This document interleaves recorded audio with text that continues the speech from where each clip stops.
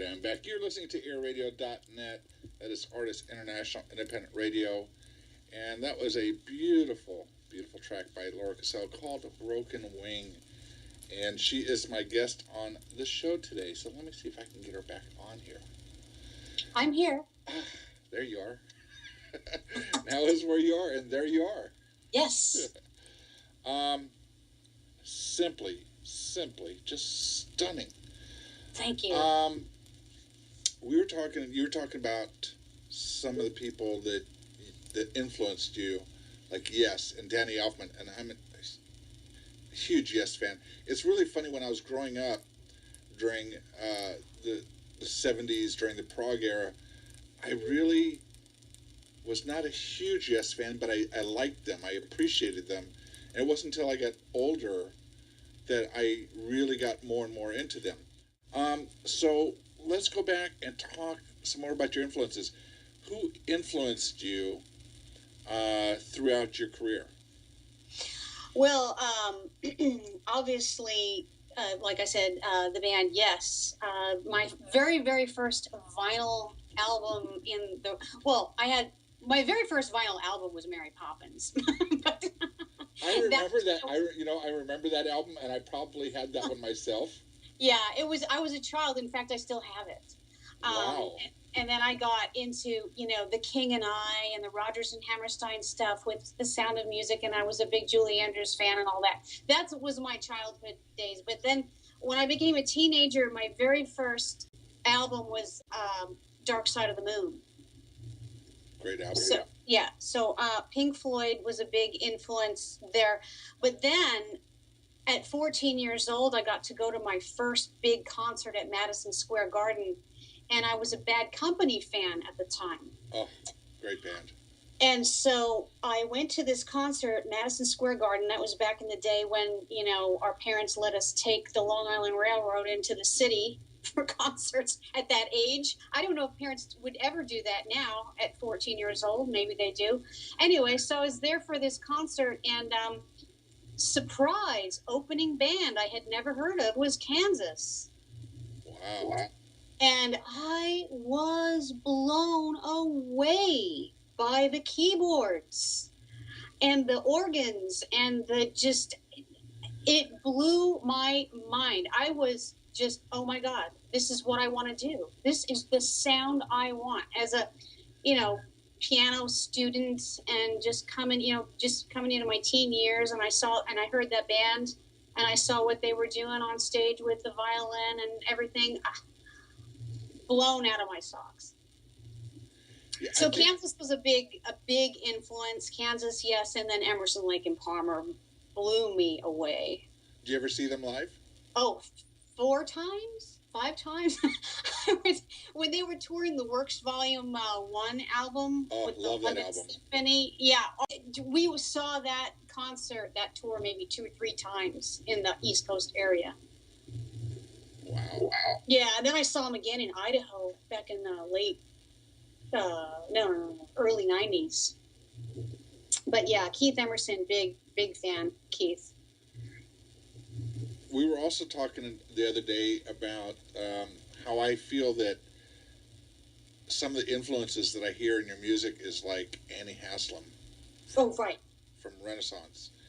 Right. And vocally and emotionally. And I also, in your music, in your piano playing, I also hear a lot of emotion and styles of Tori Amos. Right. Well, I did a few. I covered Tori when I was doing one of my cover band days. I did like Cornflake Girl and Winter and some other ones. And I just appreciate Tori's musicianship. It's just amazing, her piano playing. But I was a big Bruce Hornsby fan too in the 80s. Yeah, great artist. He's still recording. Oh, he's amazing. And so there's so many great musicians that have influenced me, but those are some of my main ones. And then, Hans Zimmer and a lot of the soundtrack writers. I could listen to movie soundtracks. I still buy soundtracks. Hours. I still buy soundtracks. I think there's something about a soundtrack that is, again, it's conceptual in the sense that when you throw it on your home stereo and you throw headphones on, or you just listen to it on your home stereo, and you kick back with a glass of wine or a cup of coffee or good friends or whatever. Right. And you just kind of listen to the music, and you can, even if you've never seen the movie, because I've bought scores before I ever saw a movie. Right. Because I heard the track on YouTube or someplace, Right. Yeah. And the trailer or whatever, and I'd gotten by the album, and it's like, there's nothing like getting lost in the album and visualizing what you think is happening. Exactly. Because that's what a soundtrack does. It evokes so much emotion. I mean, if you think about it, think of Jaws, for example. Right. Okay? And if that movie was a silent movie, or the music was carnival music during the whole movie, it wouldn't scare you. No. But you can always tell in a movie, and that's what I love about soundtracks, is you can always tell that something is about to happen, like dun dun dun dun dun dun. And it's like, yeah. Oh my God, something is about to happen, and then all of a sudden he comes flying out of the water. Well, if you take that same philosophy and listen to the album and you've never seen the movie, your imagination just goes crazy because you're like, what's happening? I gotta know.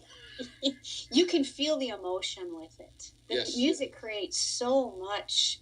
It's spiritual. It's an energy. It's an emotion. It's a beautiful thing. And yeah.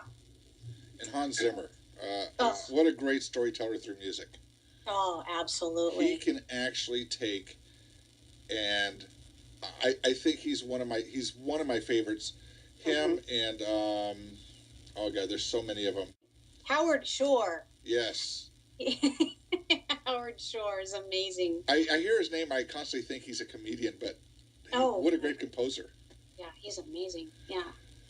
And that's the other thing that I really love about your album is it does have that almost airy, atmospheric soundtrack kind of feel, but with words. Right. Well, we're telling a story. And I do, and when I write music, I do see so much in my mind's eye. I mean, I see pictures, I see colors, I see settings when I'm creating. So, tell us more about this album. Well, I think that it's got a lot of different feel on it. I think it's going to surprise a lot of people that have just maybe heard some of the things I've posted over the years, some of my tracks. I'm excited about some of the more proggy stuff I have on there. It's not really the typical prog album. Don't you think? I mean, I wouldn't call it a prog album. No. Though there are definitely songs on there that are 100% pure prog. Yeah. I would just call it a feel-good album. Okay. I would consider it a great pop album. Okay. Because it has a lot of pop elements, but it's also got a lot of prog elements. It's got a lot of, it's got some great rock elements. It's the one thing that I do love about the album, and I've got to say this now that we're talking about this, is there are so many different styles of songs on the album. Mm-hmm.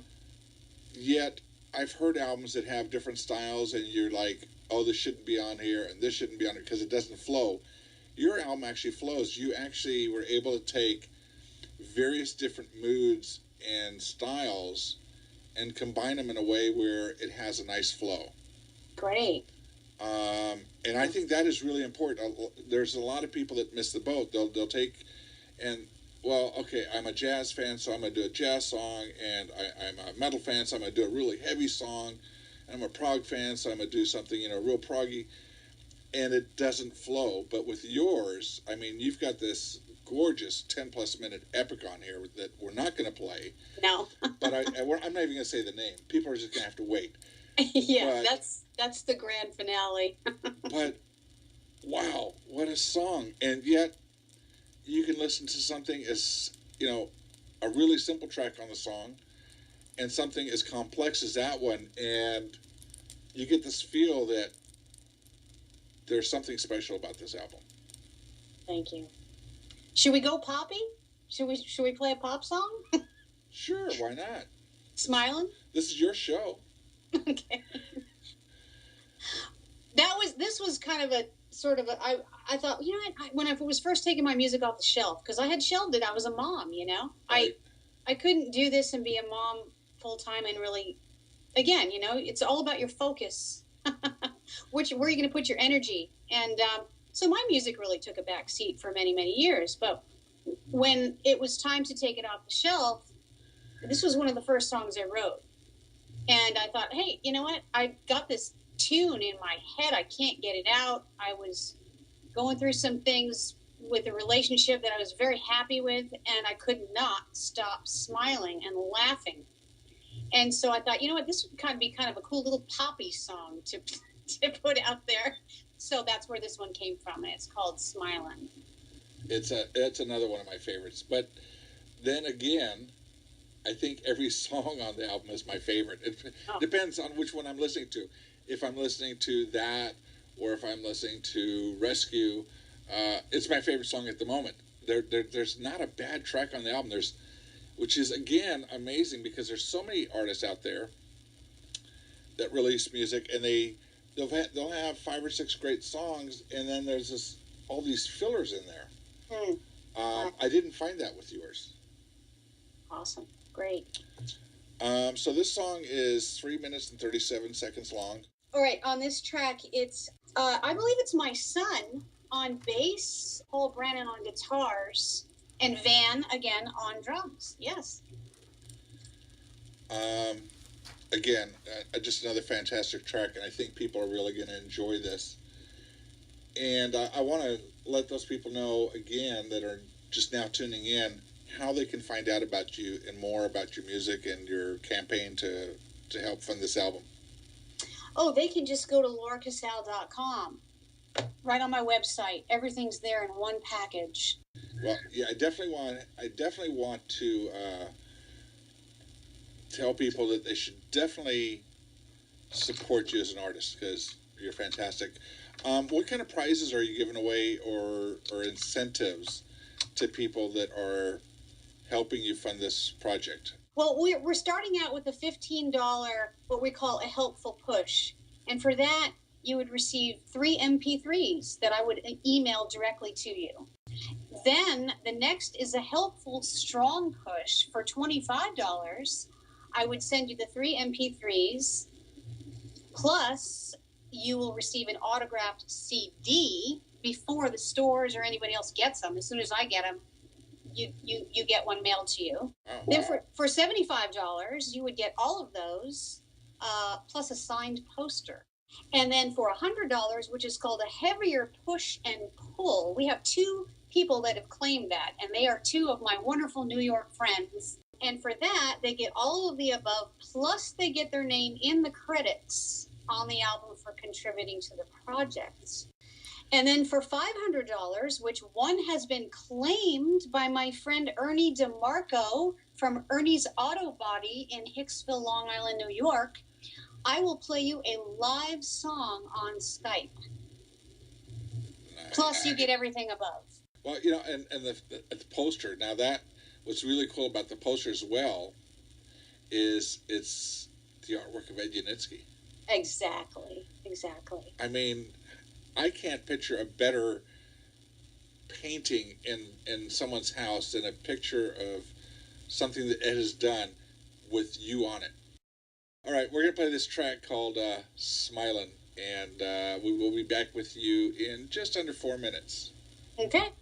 All right, folks, check this out. This is another great track from the album, and I hope you guys are enjoying the show, and Laura will be back with us in a moment.